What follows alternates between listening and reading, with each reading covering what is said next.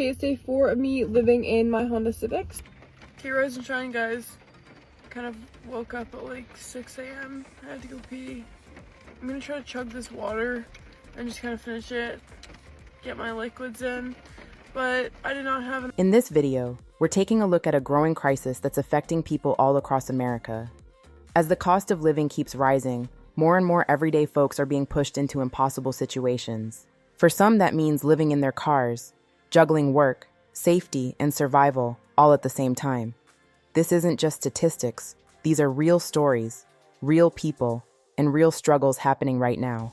In this episode, we're featuring people who are pulling back the curtain on their lived experiences and the harsh reality of unaffordable housing. Their openness is powerful, and their stories matter. So let's get into these videos and hear directly from the people living through it.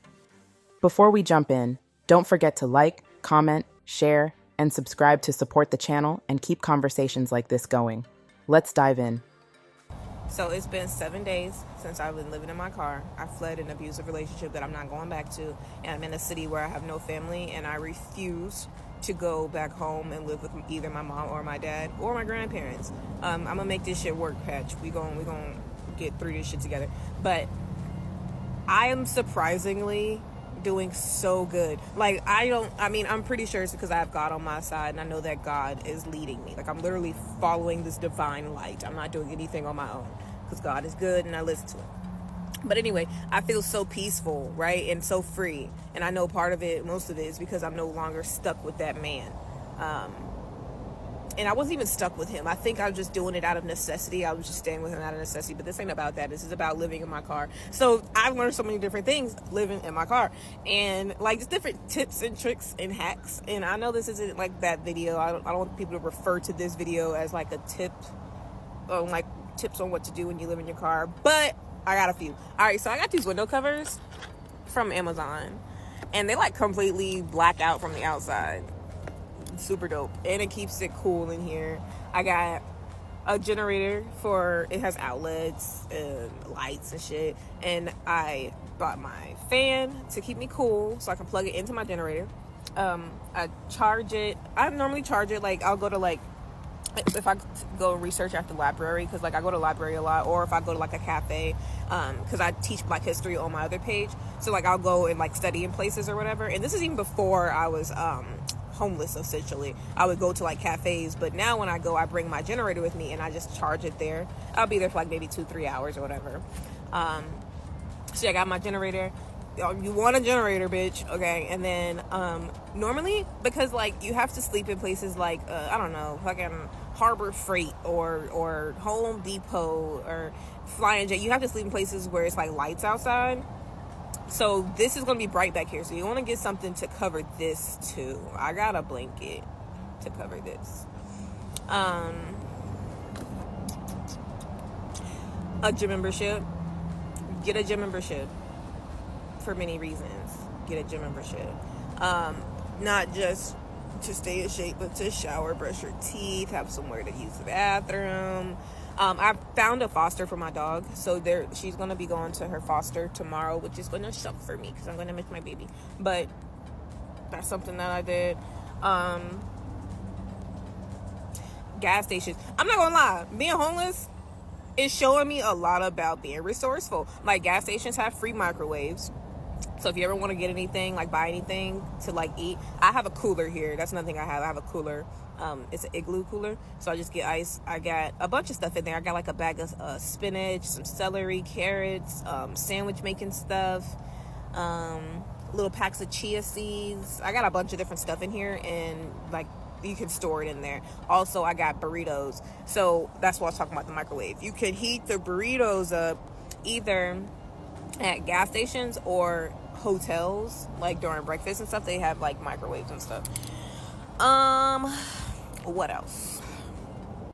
Honestly, that's it. I gotta get my day started though. My day always starts the same. I take a shower, morning praise, and then I eat breakfast. Normally also while I eat breakfast, because I'll try and find like a nice park to just sit at or whatever and eat breakfast. So I can play with my dog, and that'll be a time that she can get her play in. And today gotta be like the last day, so we're gonna have an extra long play day. So, yeah, tomorrow my room expires at 11 a.m. So I will be leaving state to go to a warmer state tomorrow. And I might have to just call my work. I don't know if I should just go in and talk to my boss face to face, honestly. Don't comment about that. It's something I'll figure out. But I will be driving thousands of miles. And with driving thousands of miles, last time I drove out to California was back in 2015, 2016, and 2017. From where I'm located, all the way out there is around $400 back then. It's close to $600, $700 though, not including food costs along the way. If anyone is able to help, my GoFundMe is in my bio, my TikTok bio. But please don't troll me. I'm being very straightforward. I do need a little bit of financial help. But if I can be happy living in a car, this is my little luggage. Okay?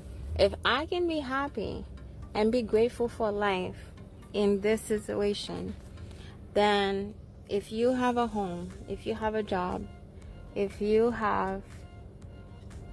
woke up today, please be happy. Please enjoy your life and focus on what matters. This may be the situation like that right now, but you better believe that I am actively working on creating a better situation for myself. So this reality, you can really create your own reality when you focus and you apply yourself. And I see it because, trust me, this right here is an upgrade from being actually in the street. So I'm already upgrading. So being able to rent a car, because this is not even my car. This is a rental car. And that's why I wrap it, because I do DoorDash and I don't want the car to get dirty. And so I put plastic over it and all that stuff. So even in the situation that I am right now, that I'm creating my reality and it's improving. Like, I even got an LLC to start a new business, teaching people how to be happy regardless of what's happening in your life. Because in this situation, I'm still smiling. I still am friendly, versus I see some people, they live in $1 million mansions.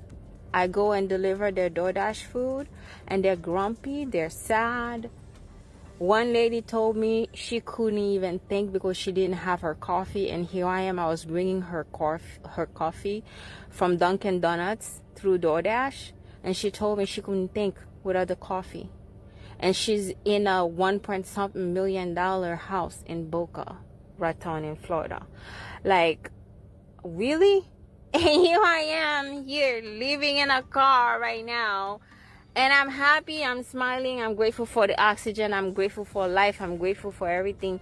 And yeah, so I'm making this video because it's like, please be happy. Like, life is so beautiful. A temporary moment cannot define your own life, okay? And this temporary moment, like this, like financial hardships and all that stuff, it only happens until you realize the right information, right? Like what to do, start a business, how to manage money, how reality works, how to manifest. See, like all those things that I'm learning, I'm applying them in my life, and I'm already seeing improvement. Like I was telling you, like this living in a car, this is the upgrade, because before I was on the street. So I upgraded and I was able to manifest some money and rent a car and be doing DoorDash, and we're going up and up and up. Next thing you know, I'll be a millionaire. So I gotta keep my spirit happy. I gotta stay happy because things will transform. We're all divine beings creating our reality here. So if you happen to see this video, I don't know if I'm gonna post it or not, because oh my gosh, putting all this out in public, but I just want to inspire somebody. If you ever wonder who's doing van life, just look at the way that they're parked. As you can see, they parked heading out just in case there's an emergency. I like to park headed in because I really don't give a shit. But as you can see, guys, it's a lot of people that do van life. It's a very common thing now, ever since the mortgage rates went up, the inflation rates went up, and some of us just work jobs that we don't want to make that commute all the way home from our jobs because it just don't make sense. And also, there's even more vans in the same lot. So this is a thing that's not looking like it's going away anytime soon. And I just wanted to show you guys proof of that. This isn't as uncommon as you may think. And here's Exhibit A. And I see people that was moving around in both of these vehicles as well. And there's even another one up here. And there's even more behind me. So with that being said, guys, make sure you invest in good vehicles so you never know when you're going to be doing van life. If you're a fellow van lifer, make sure you like, share, and repost this. And thanks for watching as usual. Guys, I did something a little bit insane. At least my family thinks it's insane. I packed up all of my stuff into a storage unit about a week and a half ago. It was 10 days ago. And I've been living in my car. I know. I'm going to explain a brief timeline of how I got here. So I was in San Diego. I was living there for a few years, and the cost of living was just insane. I wanted to be back in Washington. I wanted to be back closer to family. I've got some friends in the area too, and I just missed the Pacific Northwest. So I moved up here, was on the boat for like 7-8 months. And then it came time to move into an apartment, and I felt like I couldn't do it. I felt like I could not do it. The idea of signing another year lease to spend $1,600, $1,700, sometimes $1,800 a month for a 1-bedroom apartment, it was, no, I refused. I was like, I cannot do this. Like, it felt so in opposition to who I was. Like, I did not want to give this bullshit management company that has a monopoly over this entire area. So you have to lease through them. And they have horrible reviews of the way that they've treated their tenants and screwed their tenants out of their deposits for no reason. There's a ton of Reddit posts about this company.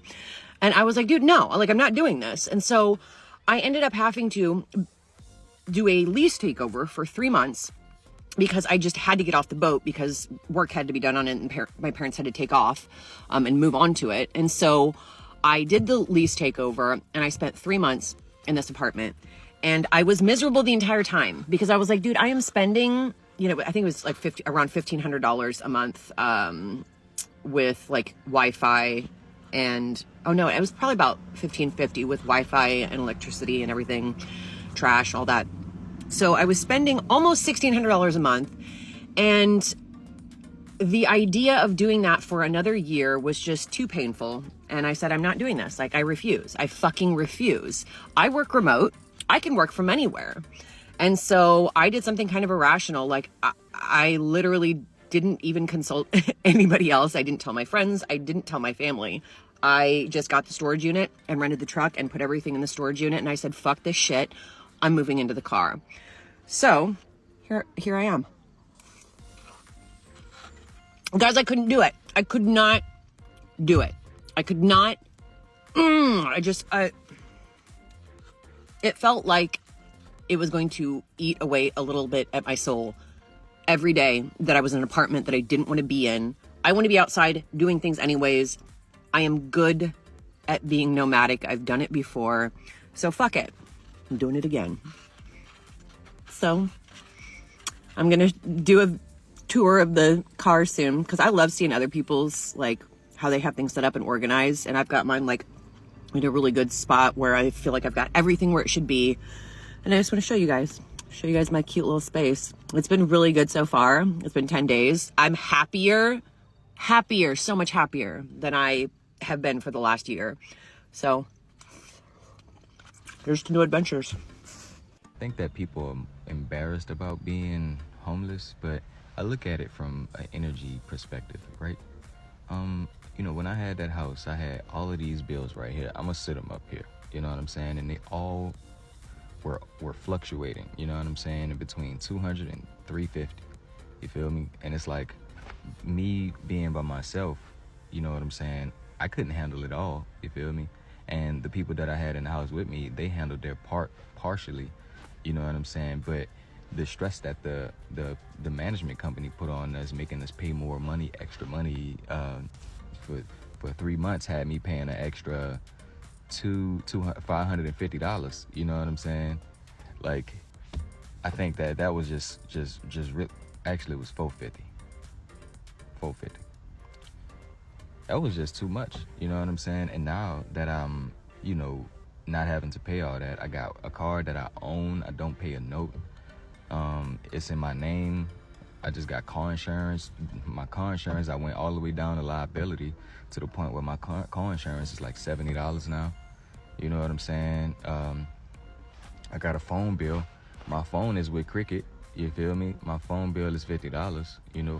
So really, that's all the bills I got. And, you know, I'm getting my CDL was taken from me when I had a car accident. You can see down in my post that I had a car accident in my BMW, and I almost died. But in that situation, I learned that I had been driving without a CDL for the longest, because when I moved to Indiana and got an ID, they surrendered my Georgia CDL license. So I didn't even know I was driving without a CDL until I got into that car accident and got a ticket for not having a license. I'm sorry, I didn't know. You know what I'm saying? I had never even thought that that would be a thing, to just get an ID and they surrender your license without telling you. Like, I don't know. I don't know how that happened. I guess I just wasn't aware of that process. And so currently, that happened last year. It happened around May. That happened around May. I lost my CDL around May. Well, I realized I hadn't had one in May last year. And now I'm back in Indiana. I couldn't get my CDL because I had moved to Georgia right after I got into that accident. And when I tried to get my CDL back in Georgia, they was telling me that, oh yeah, your CDL was surrendered, you know, in Indiana. And I'm like, why was that? And then they told me everything that happened, and then I realized that I didn't have one, blah, blah, blah, blah. And I'm like, oh man, so how do I get my CDL back? And in Georgia, they was telling me that I had to just do everything all over. So I'm like, I gotta do everything all over? Like, what you mean? I drove literally for a whole year for Prime and got paid, you know, crumbs. You know what I'm saying? Literally crumbs. I made $86,000 for those people, and I only got paid 16 bands of that money. You feel me? Like, so that's why I'm like, you know, and then I kept working throughout that. I quit Prime. Well, actually, we just didn't work out. You know what I'm saying? We decided to part ways. So I didn't quit. They didn't want me. I didn't want to be there. So we decided to part ways. And, you know, I started working for Hirschbach, and then I started working for AWH out here in Indiana. And AWH started paying me $16.50 a fucking week. So I started stacking bread. You know what I'm saying? And then my brother got popped. I used half of that money, you know what I'm saying? I had just saved my first 10K, like working a job, because I was a guy that grew up in a family of people who never worked. I was in a efficiency with 15 people. None of them got up to go to work. They were all on food stamps and TANF and everything else, you know what I'm saying?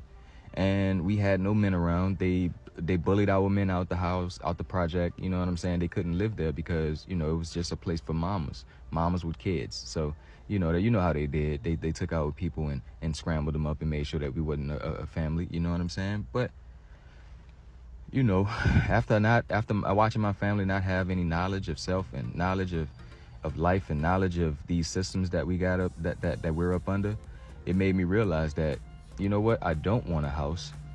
I don't want all of these bills, because they stealing all of my money. You know what I'm saying? Every time I go to work and I make money, they steal it all. You know what I'm saying? They charging me extra money for certain bills and stuff that I didn't really have, like the gas bill. Like, that's crazy. That's crazy, bro.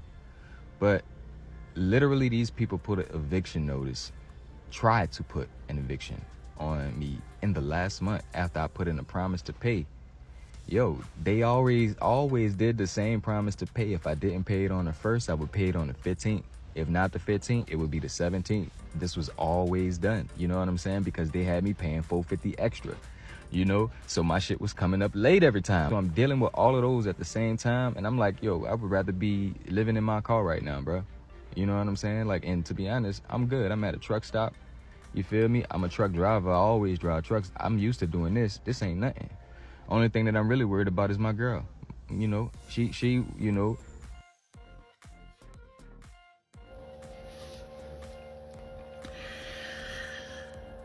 Boy, social media can be a strange place. It's almost like being back in high school to a degree. You know, many of you know my situation. I live in my car. And I've pretty much embraced it. It is what it is, okay? We know how I got here. My husband died. Lost my job. My landlord wanted me out. Boom, boom, boom. I stayed with a friend. She needed the space because she, you know, her job changed and she needed her office in her home. Bum, bum, bum, bum. You know, I'm still able to do laundry, take a shower, and what have you. I have a couple of places I go in between, but I hate bothering people, so I really refrain from, you know, needing too much. All right. So I've been doing some TikTok videos for a minute now, probably about 2.5, 3 months. I'll have to look. I don't know. I can't keep track of that. You know the situation with my brain. And so a woman reached out to me back in, I think, August. However, I didn't find her message till a couple weeks ago because there's like there's a little icon up next to your messages and it's secret, like messages that are hidden, and I just discovered it. So I reached out to her. I said, hey, you know, I'm really sorry. I'm new to this and I didn't know that this message was in here. And so she says to me, you know, I feel really terrible about your situation, and I, talked to a couple ladies at work, and, you know, they're wanting to help you, you know, a few ladies at work wanting to help you. And I was like, wow, thank you. That's amazing, and I'm immensely grateful. Well, apparently, long story short, they found out about my political beliefs and just how I feel currently about the current administration. And how as far as I'm concerned, at this point in time, if you are supporting this administration, it's not politics, it's morals. It's not feeding children, it's not feeding our senior citizens, it's not taking care of the people that need to be taken care of. It's judging people of how they live their lives. Listen, if you're not hurting another human being, especially if you're not hurting a child, live your life. You know, you want to wear a dress, you want to dye your hair purple, you want to, I don't care. You want to pierce every piece of your body, I don't care. You know, live your life. If it's not affecting another human being, that's great. But to tell other people how they should live and what they should do, and, you know, and all these other things that are going on, and listen, believe the women. Listen to the women that have made statements about people involved in our government right now. I was SA'd for many years as a child, for approximately 4, maybe 5 years, intermittently by one person, well, continually by one person, and intermittently by sprinkled throughout, people thinking that they should be able to touch whatever they want to touch or what have you. Okay, and so, as far as I'm concerned, if a woman says that something happened to them, something happened to them. Are there women out there that create stories as vengeance or what have you? Absolutely. But in the current situation, that's not what happened. These are women that this happened to them 25 years ago, before people even thought they would be coming to the position that they're in our society right now, before they, you know, whatever. And we need to hear that. we're at a moral crossroads. We're at a historic crossroads. History and historians are going to look at this period of time and pick it apart. And I'm going to tell you right now, I want to be on the right side of history. I want my grandchildren, and my great-grandchildren, and my great-great-grandchildren to pick up my diaries and be like, wow, Jeannie was right. You know, that's real. That was horrible that those things happened to those people, whatever people they are. Picking people up off our streets as they're screaming, I'm an American citizen, and saying, I don't care, you're coming with me anyway and we'll figure it out later, is wrong. Is 100% wrong. There's a due process in this country, and it does not say in the Constitution, oh, you only have these rights if you're this, this, and this, and this. No, it says all people. Period. All people. So, in this situation, I have lost out on a whole lot of money because of how I feel politically and morally.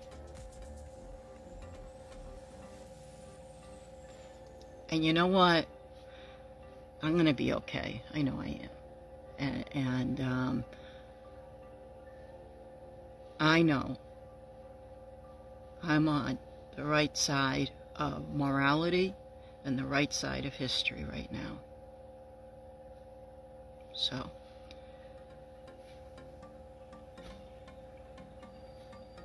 and that's that. Think what you want, judge me, delete me, block me, whatever. Come on, a lot worse has been done to me in life. Okay? These are human beings. And I'm going to tell you right now, if Jesus Christ landed in the United States right now, he would be arrested. Period. And a lot worse would probably be done, because he was outspoken. And he spoke for those in suffrage.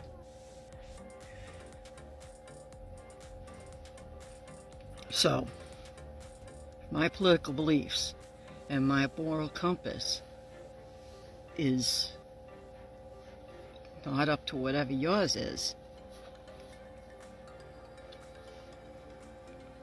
I can live with that. You know, what's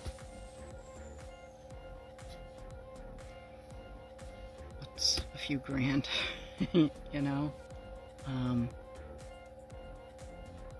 I put my head down on the pillow at night, and I know, and I will fight for my grandchildren and my great-grandchildren to live in a world in which we take care of each other and that we care. Regardless of what color you are, what you wear, how you dress, how you look, as long as you're not hurting another living being, that's what should matter. Thank you for watching and for taking the time to really listen to these stories. The cost of living crisis is affecting people in ways many of us never imagined, and no one should have to face these challenges alone. If you or someone you know is struggling with housing insecurity, please reach out to local shelters, community support programs, or national hotlines that can offer real help and guidance. There are resources out there, and you deserve support.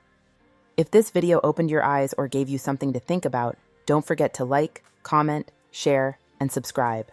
Your engagement helps spread awareness and keeps these conversations going. Thank you for being here, and I'll see you in the next video.